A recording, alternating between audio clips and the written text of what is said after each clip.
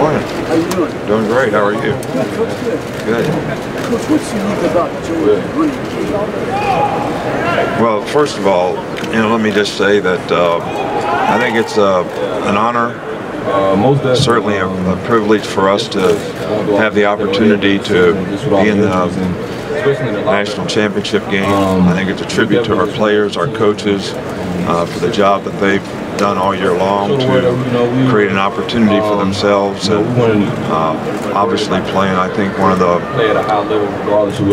best teams in college football in the University of Georgia.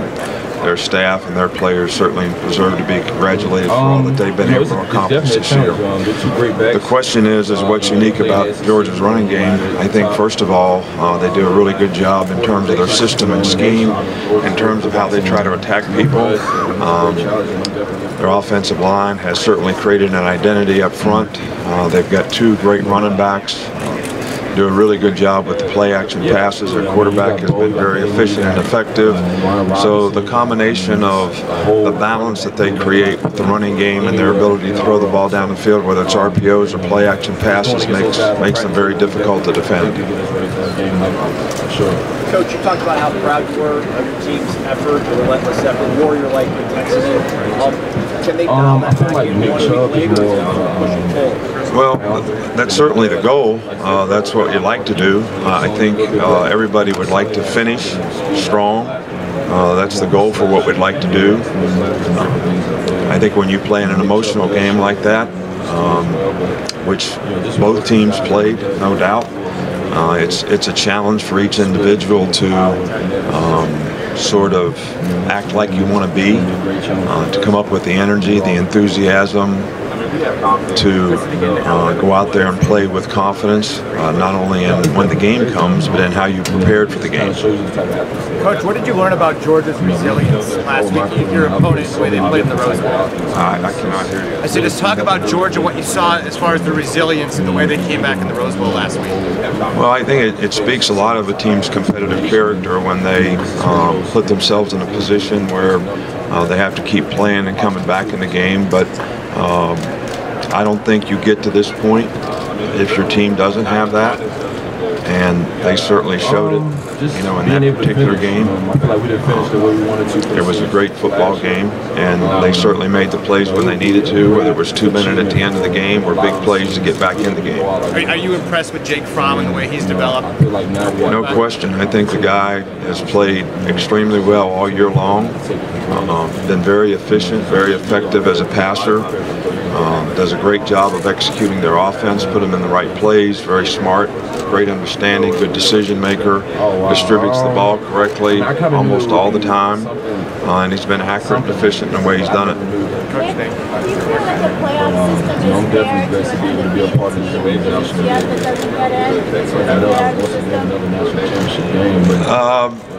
It's a rare moment for me. I don't think that any system where you have to make a subjective decision about who gets in and who doesn't could be totally fair, because it's subjective, and I think there's all these factors that get taken into consideration, whether it's strength of schedule, conferences, whatever, conference championships. I mean, you know a lot more about this than I do, so I can't really answer that to say that it's fair. If we had a system where it was foolproof in terms of what you had to do to qualify, then I think you could say that it's fair. But as long as it's subjective, it can't be totally fair. I mean, I think everybody's intention is that it's totally fair, and they do it with great integrity and honesty in terms of how they pick, but I think as long as it's subjective, somebody's going to have an opinion of maybe how it could have been done another way. I mean, I always talk about the basketball tournament. They pick, 68 teams, and then you all have a 2-hour show on who didn't get in and who got in and all that. So it wouldn't make any difference how many teams got in. It'd always be speculation as to who could have or maybe should have. Coach, would you discuss the developments at Raekwon Davis this year? Raekwon Davis has done an outstanding job for us all year long. Really a conscientious, hard-working player who has made a tremendous amount of improvement. Has a better understanding of what he's required to do to be an effective player, and has shown a lot of discipline and able to do that on a more consistent basis now. So, and his production has gone up because of that.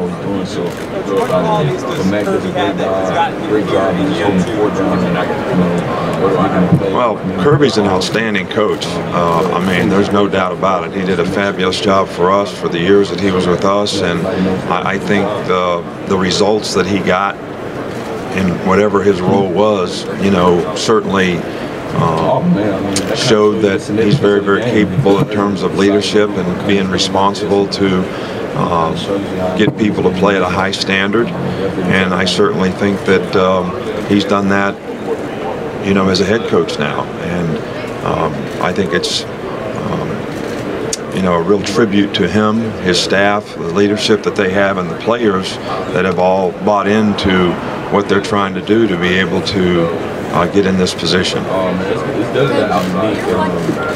The fact that I've actually been coaching quarterback guys, that's going to be something very unique for me. It's just one of those moments where I'm definitely excited. Look, it really doesn't mean anything to me. My number one goal is that, and the thing that I don't sleep well at night thinking about, is how do we get our players in the best position to be able to go play their best football game, whether it's how we get them motivated to do it, how we practice them to do it, the game plan that we put in for them to do it. I mean, these guys, these coaches, these players have really put a lot forward, made a lot of sacrifices, worked really hard to have the opportunity to be where they are. And this game's not really about me. It's about all of them, and trying to put them in the best position that they possibly be in to have a chance to be successful.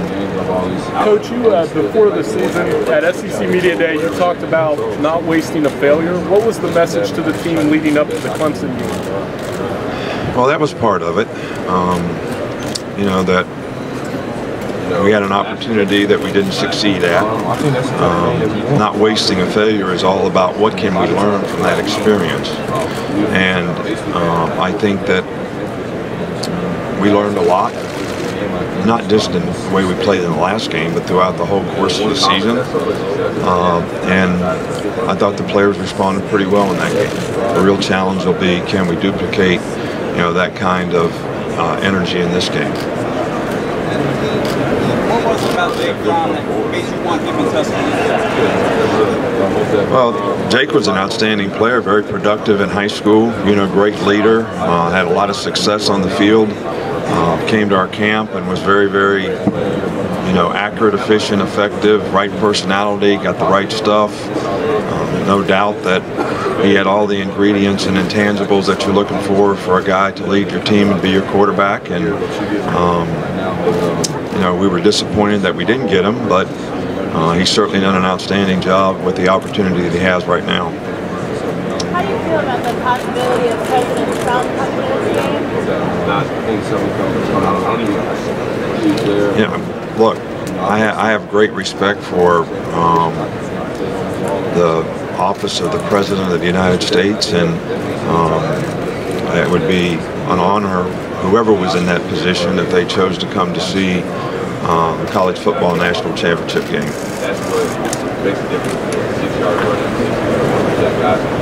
What did I love most about him?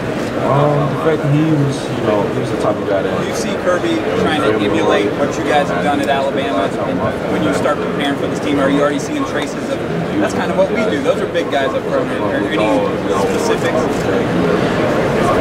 Well, you know, we've had several guys that have been great assistants for us that have gone on to be head coaches, and one of the things that I always, you know, say to them when they get the opportunity is, you know, be who you are, and, you know, do things like you believe. And I think Kirby has done that, and I think he's done it extremely well. You know, if there's something that he learned philosophically from the way we do things that has been beneficial to him, I guess that would be apparent to anyone in terms of what his philosophy is and how he tries to do things. But I also think that he's done a good job of being who he is. Coach, with a player like Levi Wallace walking in, doing real well, what are your thoughts on Levi and what he's contributed to the team this year? Well, Levi is a very conscientious guy, really works hard. He's done it for a long time in his career.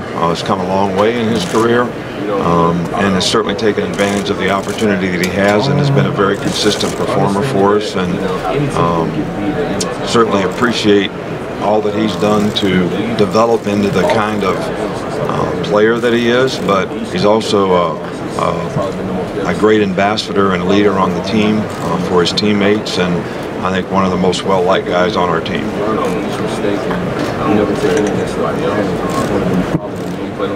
Jalen seems like a guy who respects the ball. How important is that in a game like this, in a big stage, not to force things, not to try and make things that aren't there? Well, I think that's always really important. I think turning the ball over is probably one of the most significant statistics in football relative to winning and losing.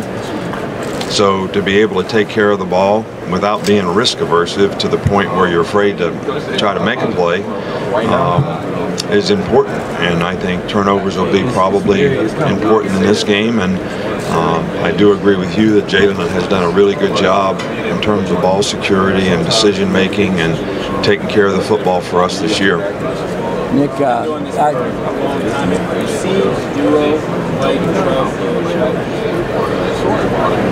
they're probably as good as I can ever remember.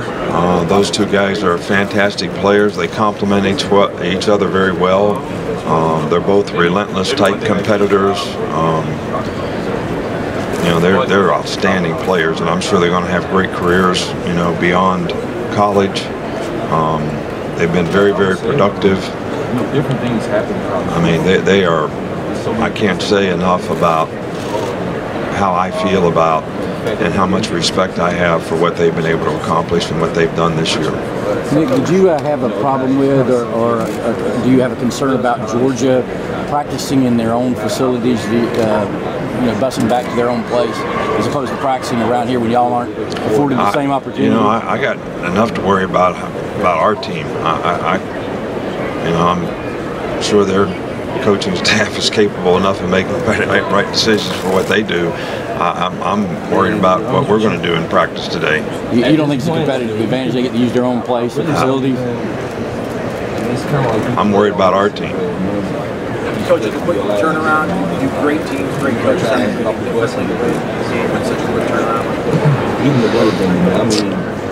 I think focus is really important to get refocused on what you want to accomplish and what you want to do, and try to get the team ready and try to get them to refocus and recenter very quickly.